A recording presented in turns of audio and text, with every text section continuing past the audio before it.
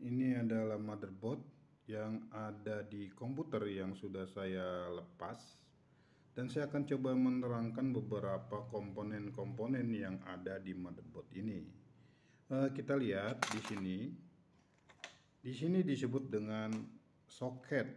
Kita lihat ini disebut dengan soket. Soket untuk tempat prosesor. Ya. Nah, seperti itu.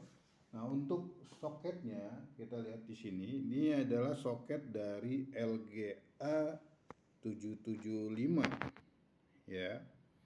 Dan di sini ketika kita menggunakan soket LGA 775, maka prosesor yang supportnya ya adalah Core 2 Duo, apalagi dual core. Oke, untuk soket 775 LGA 775. Oke, Core 2 Duo, Core 2 Quad itu ya. Itu support di soket LGA 775. Contohnya ini kita lihat. Ini adalah prosesornya.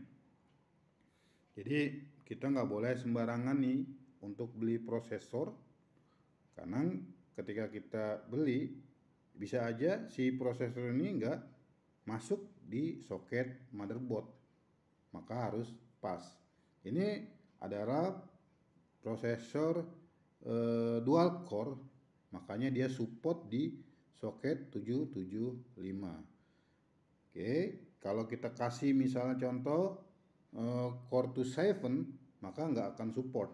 Oke, nah cara memasukkannya seperti ini contohnya ya. Kita bisa lihat kita seperti itu. Oke, jangan dipaksa ya, cukup gini lalu kita kunci. Bisa kunci. Oke, nah sini contoh. Nah, setelah itu di sini harusnya ada kipas agar tidak panas ya PC-nya sini, maka perlu dikasih kipas. Dan di sini perlu dikasih pasta dari untuk mendinginkan atau merekatkan kipasnya. Oke, kita bisa beli di toko komputer pasta untuk di prosesor. Lalu kita lihat di sini, ini adalah soket 775 dengan Core 2 Duo support atau Core 2 Quad juga support.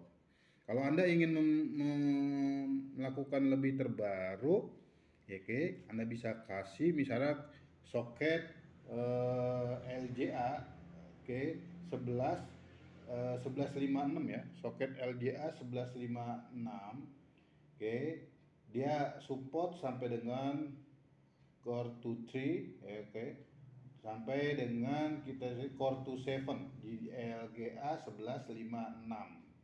Oke. Yang terbarunya adalah LGA 1700. Itu yang terbarunya. Ya kan? Seperti itu. Nah, lalu kita lihat di sini ini ada RAM ya, RAM.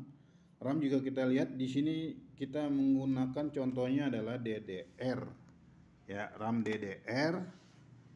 Oke, jadi kita juga ketika kita mau rakit komputer pastikan nih RAM-nya ini support. Kalau di sini slotnya adalah DDR, maka kita beli lagi RAM-nya yang DDR. Misalnya di sini DDR3, kita bisa lihat sini ada bacaan ya tuh DDR3, maka kita beli RAM-nya yang DDR3 juga gitu ya. Kalau kita beli yang DDR4 maka atau DDR2 maka nggak akan masuk di slotnya. Seperti itu.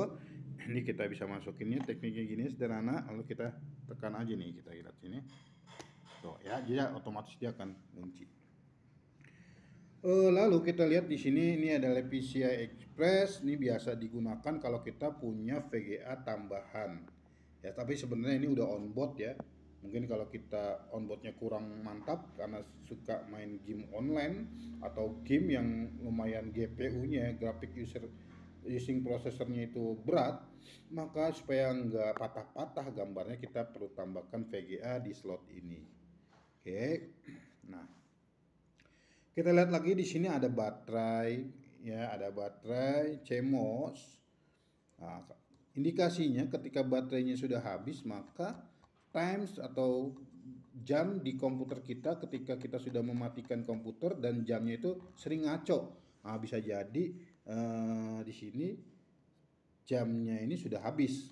Tapi kalau motherboard baru biasanya daya tahan jamnya ini bisa sampai 10 tahun atau sampai maksimal 12 atau 13 tahun ya. Jadi lama sekali ya baterai ini. Oke. Lalu kita lihat di sini ada untuk power supply ya. Ini adalah untuk power supply. Ya, ini untuk power supply-nya ada dua yang colokan power supply-nya, satu ya dan dua ini ke power supply seperti itu. Oke, ya kita lihat lagi di sini juga ada untuk kabel SATA. Ini untuk kabel SATA.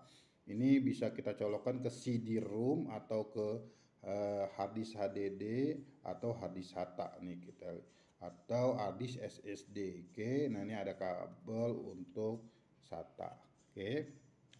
Lalu kita lihat lagi, nah di sini ini penting ya, ini sini kita lihat ini ada, kalau di sini kan tadi udah saya jelaskan ini SATA dan ini ada lagi nih, ini untuk panel nih ya. Jadi kalau kita lihat ini kita coba deketin, ini ada panel. Nah kita lihat nih panel di sini ini untuk masuk ke dalam untuk dari CPU untuk reset, dan untuk power on off ya, untuk power on off. Nah di sini bisa kita lihat ya, di sini bisa kita lihat ini ada power ya, ada power. Nah ini kita lihat ini ada power. Nah, ini ada power ya, ini powernya. Nah ini ada untuk resetnya. Nanti ada resetnya. Ada on off-nya, ada HDD LED dan panel LED. Jadi seperti itu. Ya, Jadi nyambung ke sini ya. Kalau nanti kita sudah punya casingnya, kita gampang aja kita benerin di sini dulu. Jadi ngerakit komputer itu sangat mudah. Yang penting speknya itu sama.